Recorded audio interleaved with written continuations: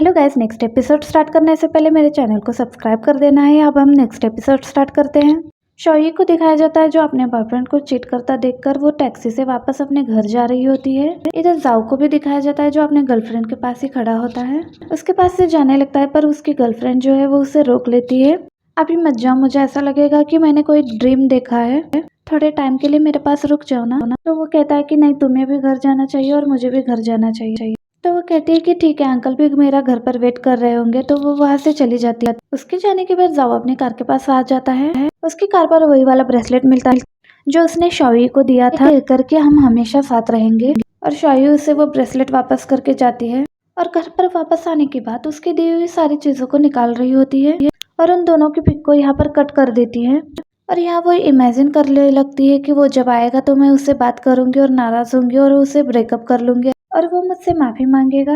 But reality में जैसे ही वो डोर नॉक करता है, ये डोर ओपन करने के लिए जाती है, वो तो खुद ही उसे यहाँ ब्रेकअप करने के लिए आया हुआ होता है और बोलने लगता है कि तुमसे मिलने के बाद मुझे लगा था मैं किसी और से प्यार नहीं कर पाऊंगा, पर उससे मिलने के बाद मुझे ये पता चला कि हमेशा हार्डवर्क नहीं करना चाहिए, बिना हार्डवर्क के भी बहुत कुछ मिल सकता है। और तुम्हें पता है कि उसकी फैमिली बहुत ही रिच है, तो मुझे वहाँ ज्यादा हार्डवर्क नहीं करना पड़ेगा, इसलिए मैंने उसे चूज किया है। आखिर ये मेरी जिंदगी का इम्पोर्टेंट डिसीजन है।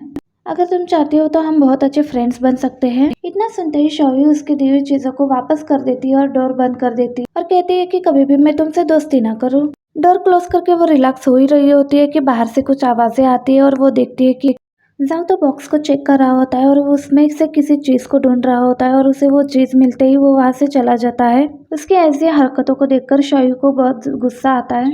और यहाँ पर शौई की फ्रेंड बाई को दिखाया जाता है जो एक बार में आकर बैठ गई होती है। एक लड़का उसे देखकर उसके पास आ जाता है और उसके साथ फ्लर्ट करने लगता है, पर वो उस लड़के को भाव नहीं देती और वो बोलती है कि तुमने एक ड्रिंक ही तो दिला दिया और ऐसा क्या कर दिया जो मैं तुम्हें खुद को दे दूं। इतना कह के वो वहां से चली जाती है।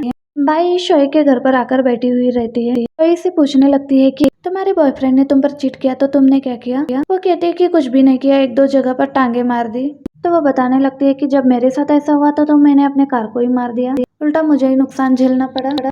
शुक्र है तुमने ऐसा कुछ भी नहीं किया, बहुत ही कर्जा तुम पर आ जाता। शाही बताने लगती है कि मैंने उसे जब उसकी चीजें दे दी तो उसमें से वो एक ही चीज लेकर गया, वो है जो गोल्डन बैंड। ये देखकर तो मुझे उस पर और भी ज्यादा गुस्सा आने लग रहा था। पहले तो मैं सैड थी, पर ये देखने के बाद मुझे उस पर और भी ज्यादा गुस्सा आ रहा है। बाई भी उसे समझाने लगती है कि तुम्हें कुछ ऐसा बनना है कि वो तुम्हें देखते ही देखते रह जाए। शाही भी यह बोलती है कि हाँ, तुम बिल्कुल सही बोल रही हो। इधर श्यान दिखाया जाता है, वो यहाँ पर किसी चीज के बारे में सर्च कर रहा होता है और उसके सामने सिर्फ शौई का ही फेस आ रहा होता है। उतने में ही उसे एक फोन कॉल आ जाता है। शौई जो ग्लासेस लगाने के बाद अपने काम के लिए आती है, उसे बीच में उसकी राइवल मिल जाती है। वो उससे पूछ रही होती है कि तुम्हारे इंटरव्यू का क्या हो गया। तो बोलती है कि श्यान इस वीक बिजी है तो उसने इंटरव्यू का शेड्यूल आगे कर दिया है। और वो बोलती है कि श्यान इंटरव्यू को हमेशा आगे पीछे करते रहता है, क्या पता तो वो तुम्हें इंटरव्यू भी ना दे। शौई बोलती है कि ऐसी कोई बात नहीं है, हम जर्नलिस्ट है, हमारे साथ ऐसा होता ही रहता है, हमें इस चीज के लिए रेडी रहना चाहिए और मैं तो इंटरव्यू का वेट करूंगी। ये कहकर अपने एडिटर इनके ऑफिस में आ जाती है। वो वहाँ आने के बाद उसे इंटरव्यू के बारे में बताया जाता है और वो भी बोलती है कि उन्होंने शेड्यूल को आगे कर दिया है, मुझे नहीं पता वो इंटरव्यू को कब कर। इन कहती है तुम्हें उसके असिस्टेंट को पूछते रहना है और वो पूछती है कि तुमने यहाँ पे सनग्लासेस क्यों लगाए, यहाँ पे तो धूप नहीं है। तो वो उसके सामने सनग्लासेस उतारती है। वो देखती है कि उसके आंखें नीचे से स्वेल हो गई है। वो देखकर ये बोलती है कि तुम्हारा इंटरव्यू कैंसिल हो गया था तो तुम अपने बॉयफ्रेंड के बर्थडे पर चली जाती ना। उसका रिएक्शन देखकर एडिटर भी कह देती है कि क्या मतलब, तुम्हारे बॉयफ्रेंड ने तुम पर चीट किया क्या। उसके एक्सप्रेशन देखकर वो हंसने लगती है। ये देखकर शौई बोलती है कि एक तो मेरे बॉयफ्रेंड ने मुझ पर चीट किया है और आप मुझ पर हंस रही है। तो वो उसके पास आकर कहने लगती है कि मुझे तो तुम दोनों की जोड़ी पहले से ही अच्छी नहीं लगती है, पहले ही लगता था कि वो या तुम दोनों में से कोई एक ब्रेकअप कर लेगा। और वो कहने लगती है कि तुम्हारे लिए ऐसा लड़का नहीं बना, बल्कि तुम्हारे लिए तो कोई और लड़का बना होगा। तो शायद पूछने लगती है कि किस तरह का लड़का मेरे लिए बना होगा। तो वो कहती है कि तुम हार्ड वर्किंग को जॉब करती हो, सेल्फ डिपेंड हो, तो ऑब्वियसली तुम्हारे लिए तुम्हारे जैसा ही कोई और बना होगा। तुम्हें अब तुम्हारे इंटरव्यू पर फोकस करना होगा।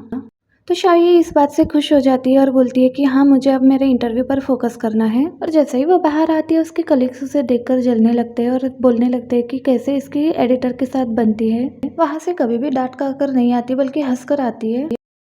और यहाँ शौई भी अपना काम खत्म करके तो वो एक जगह पर आ जाती है कुछ लेने के लिए और वहाँ पे आते ही उसे कुछ याद आने लगता है कि एक बार जाओ ने उसे यहाँ से कुछ दिलाया था। उसे वो याद आने लगता है और वहाँ पर ही जाओ और उसकी न्यू गर्लफ्रेंड का एंट्री हो जाती है। उन्हें देखकर ये उन्हें देखने लगती है कि ये लोग क्या बातें कर रहे हैं। उनकी बातें सुनकर ये उल्टे सुल्टे मुंह बनाने लगती है। तो शियो भी शाओई को खड़े हुए देखती है और जाओ को कहने लगती है मुझे वहाँ से कुछ दिला दो।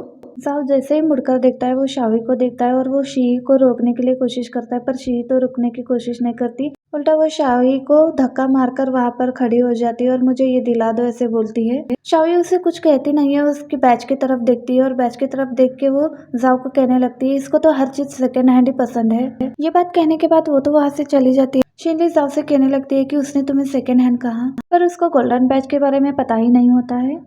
या शियान दिखाया जाता है जो अपनी कार में बैठकर अपने असिस्टेंट को मीटिंग के बारे में पूछने लगता है कि आज का क्या क्या शेड्यूल है। इसी बीच वो शाओई को वहां देखने लगता है। वो एक ट्री पर अपना पैर मार रही होती है। शाओई को यहाँ पर गुस्सा आ रहा होता है, उसका बॉयफ्रेंड उसकी न्यू गर्लफ्रेंड को लेकर उसके कार में चला गया है। ये देखकर वो सोचती है कि अब मैं इसको नहीं छोड़ूंगी, बस एक बार शियान का इंटरव्यू हो जाए और इसको इसके घर के अंदर जाने के लायक भी नहीं छोड़ूंगी मैं।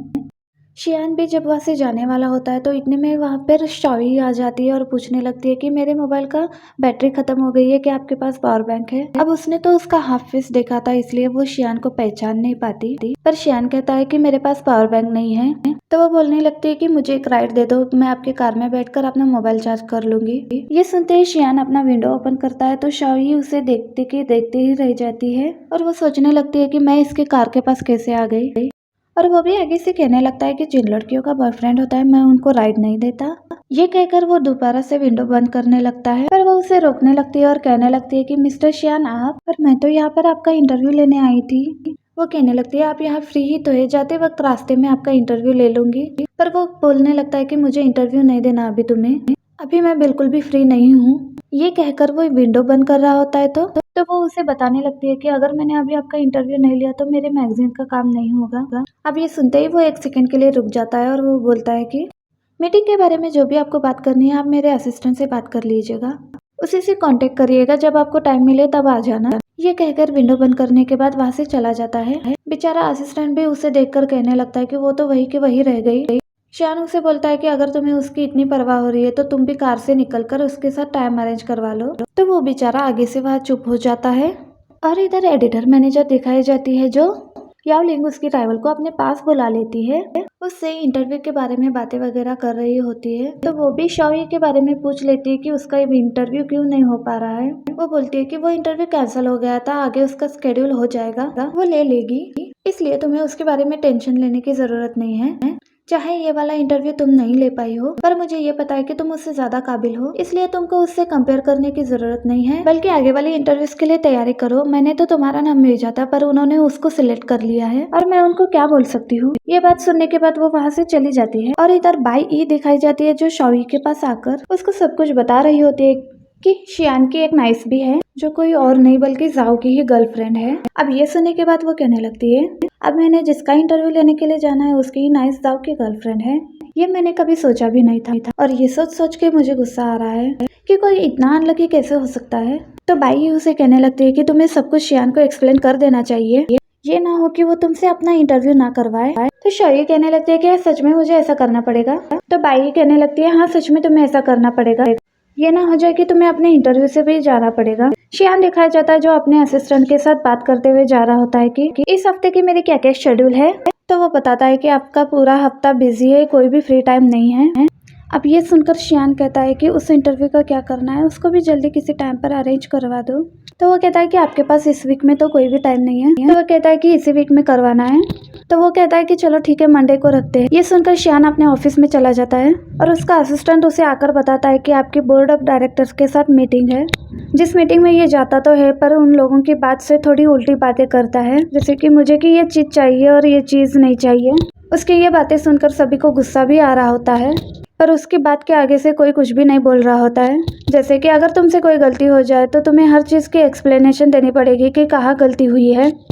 वो कहता है कि हाँ मैं क्लियर करने के लिए तैयार हूँ, पर मुझे पता है कि कुछ भी गलत नहीं होगा।